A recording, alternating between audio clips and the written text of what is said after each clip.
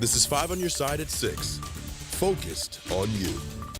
We begin tonight in storm alert. Storms have been advancing throughout the day, drenching some areas, and some roads have standing water, which is making some road conditions very difficult. Parts of our area even saw golf ball size hail.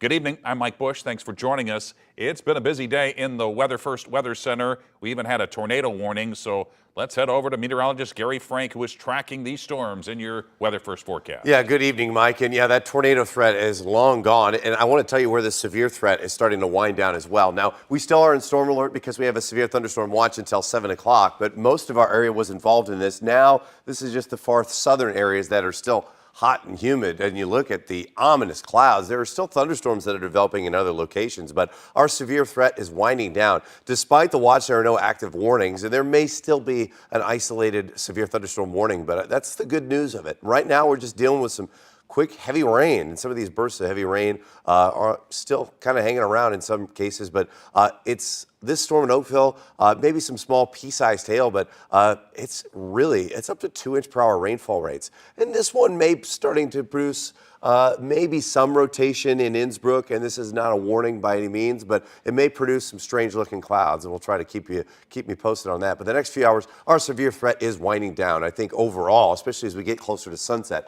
there's still going to be some locally heavy rains that we have to contend with and some small hail and brief gusty wind.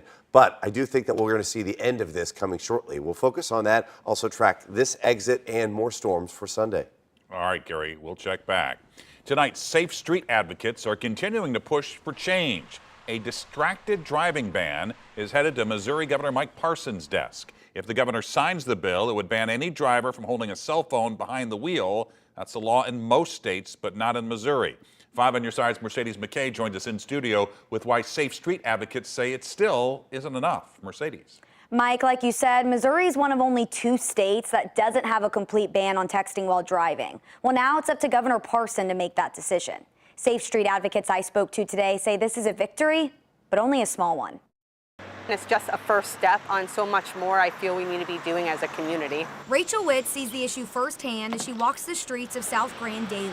Constantly when I see people run red lights, they're texting and driving. Half the time they don't even realize they just ran a red light. As executive director of the Community Improvement District for the neighborhood, she was pleased to finally see legislation passed. We need to make those baby steps to really get people thinking differently on how they drive. But to make streets safer altogether, Witt believes more needs to be done. Bringing back driver's ed, looking at our infrastructure of our roads, how our traffic signals are timed, how we look at road diets and how many lanes of traffic there are. These are all things that Liz Kramer and Christy Holland are working on through the Community Mobility Committee.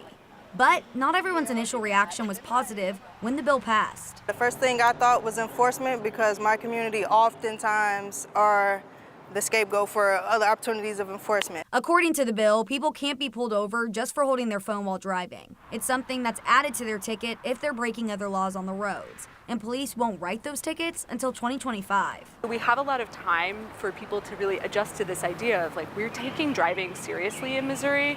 Using a car is a dangerous thing to do. Well, advocates hope this will lead to a cultural change on our streets. We're really excited to see that long-term trajectory. They won't quit the fight. Would you want your family member to be hit by a distracted driver? That's why we won't stop. If signed into law, this bill would take effect on August 28th, but police won't write tickets until 2025 to give you time to learn about the law. Advocates say they want to see education improve and companies work with cities on this type of legislation. Mercedes, thanks. Tonight, we know more about a homicide in North St. Louis. Yesterday, a man was found dead on Garfield Avenue near North Spring. And today, police identified the man as 25-year-old Caleb Bell. The shooting happened just after 3 p.m. yesterday. We're still working to get more information about possible suspects and a motive.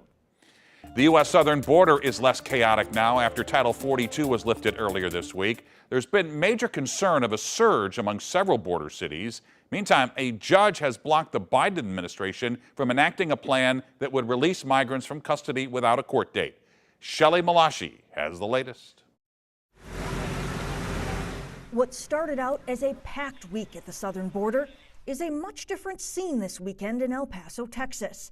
The border restriction policy, known as Title 42, expired on Thursday, and many border cities are not seeing the surge they anticipated.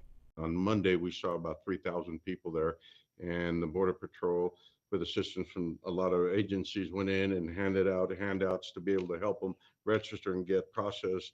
Now in its place, the Biden administration has reverted to the decades-old border policy known as Title VIII. It requires longer processing times and imposes consequences for migrants who enter the U.S. illegally.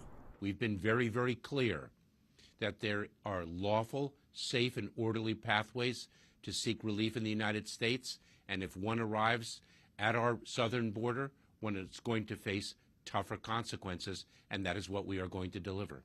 On Thursday, a judge blocked President Joe Biden's plan to release migrants without court dates following a lawsuit filed by the state of Florida.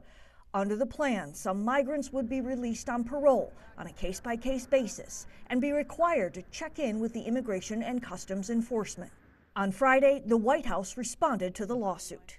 It's sabotage. It is a harmful ruling, and the Department of Justice is going to fight it. Meanwhile, thousands of personnel and troops sent by the Biden administration continue to help with asylum requests at the southern border. I'm Shelley Malashi reporting. The U.S. Border Patrol has encountered approximately 1.3 million migrants in 2023 so far. Well, Grill to Glory kicks off this weekend. The change faith leaders hope to see through this initiative. It's known for its larger-than-life sculptures, but this weekend, handcrafted art is the main attraction at the Lawmeyer Sculpture Park.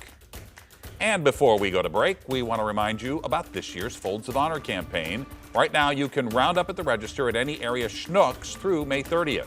Money raised provides scholarships for spouses and children of fallen or wounded service members and first responders. Five on Your Side is a proud partner of the campaign.